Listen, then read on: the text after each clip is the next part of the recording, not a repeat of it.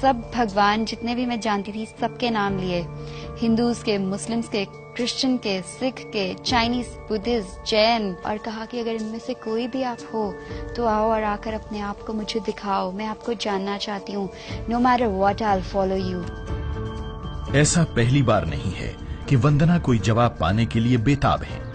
वो सदा से ही सत्य को तलाशती रही हैं। मैं बचपन से ही एक धार्मिक प्रवृत्ति की थी और हमें हमेशा यही शिक्षा दी गई कि अच्छे काम करना है, किसी का दिल नहीं दुखाना, सबके साथ प्यार से बात करना है। पर अंदर से एक आवाज आती थी कि कुछ और है, कुछ और भी है। There is something more to life, there is something more to it.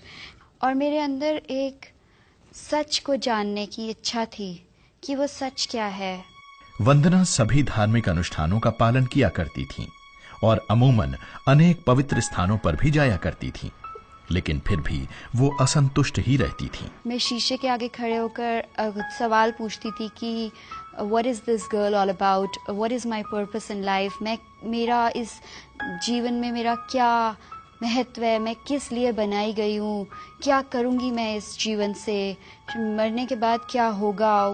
रात को जब घर में हर कोई सो जाता था तो वंदना अपने सृजनकर्ता को गुहार लगाया करती थी। तो जब मेरे घर में सब सो जाते थे तो रात को 12-1 बजे के टाइम पर मैं मंदिर में जाकर बैठ जाती थी और वहाँ बहुत से तस्वीरें होती थी, बहुत से देवी देवता होते थे जिनकी को मैं पूजा करती थी और मैं बोलती थी कि आज आप मुझसे मिलें प्रभु, आज आप मुझसे मिलें परमेश्वर, अपने दर्शन दें मुझे, आए मेरे सपने में आए। लेकिन उनके मन में खालीपन बना ही रहता था। हर इंसान के अंदर एक ऐसा दर्द होता है कि वो अपने क्रिएटर को जानना चाहता है, पहचानना चाहता है। I always used to question that there can never be a different god for a different country, there has to be one supreme power.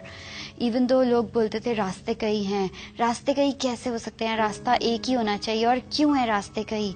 और सवाल थे कि खत्म ही नहीं होते थे। मेरे जीवन का पर्पस क्या है, मुझे इस लाइफ में क्या करना है, मैं क्यों आई हूँ इस दुनिया में। Definitely there has to be something. When I used to ask questions that god I don't know you because there are so many gods and goddesses that I know about. साल गुजरते गए लेकिन वंदना को अपने किसी भी सवाल का जवाब नहीं मिला, बल्कि उनका भ्रम बढ़ता ही गया। I was battling inside my heart, I was going through a struggle.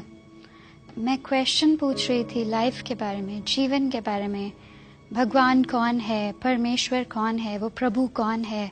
अगर वो है तो कोई वो एक है, वो इतने सारे नहीं है, वो इतनी सारी चीज़ों में नहीं है, वो क्रिएशन में नहीं है, वो क्रिएटर है।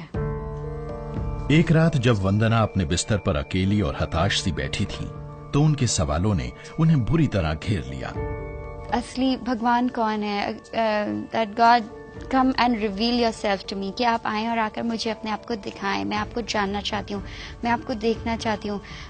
मैंने सब भगवान जितने भी मैं जानती थी सबके नाम लिए, हिंदूज के, मुस्लिम्स के, क्रिश्चियन के, सिख के, चाइनीज, बुद्धिस्ट, जैन, और कहा कि अगर इनमें से कोई भी आप हो तो आओ और आकर अपने आप को मुझे दिखाओ, मैं आपको जानना चाहती हूँ। No matter what I will follow you.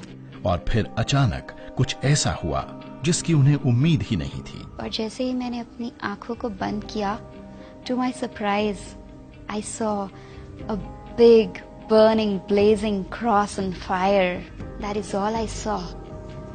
And when I saw that cross, there was something so pure and holy about that cross.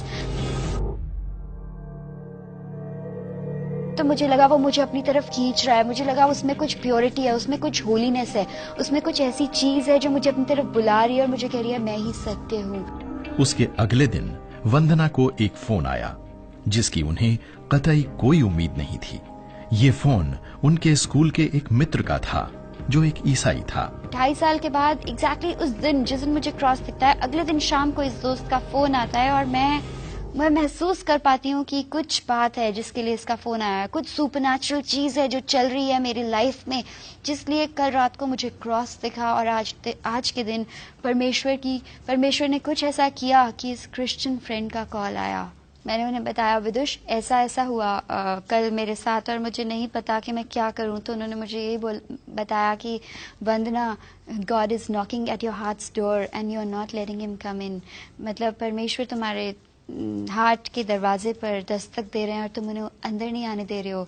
और मुझे ये बात बहुत अच्छी लगी। मुझे लगा कि कोई है जो मुझसे इतना प्यार करता है, जो मुझे बुला रहा है और मैं खुद उसके लिए दरवाजा बंद कर रही हूँ और मैं उसे आने नहीं दे रही हूँ। वंदना जानती थी कि वो अपने हृदय में जो कुछ भी महसूस कर रही हैं, वो महज एक इत्तेफाक नहीं है। पहली बार एक परमेश्वर ने उनके सवालों के उत्तर देने की कोशिश की थी। अब उन्हें इस परमेश्वर के बारे में और जानने की इच्छा हुई और उन्होंने बाइबल पढ़नी शुरू कर दी। और मुझे ऐसा लगा कि ये बुक किधर थी, इतने सालों से ये कहाँ खोई हुई थी, क्योंकि इसमें इतनी सच्चाई थी कि जहाँ मुझे जरूरत है, ये बिल्कुल उसी जरूरत की घड़ी में मुझसे वही बातें कर रही है। आज वंदना कॉरपोरेट सेक्टर में एक कामयाब करियर रखती हैं और जिस खूबसूरत सत्य को उन्होंने खोजा है, उसे अपने आसपास के लोगों के साथ बांटने का कोई भी अवसर गंवाती नहीं है।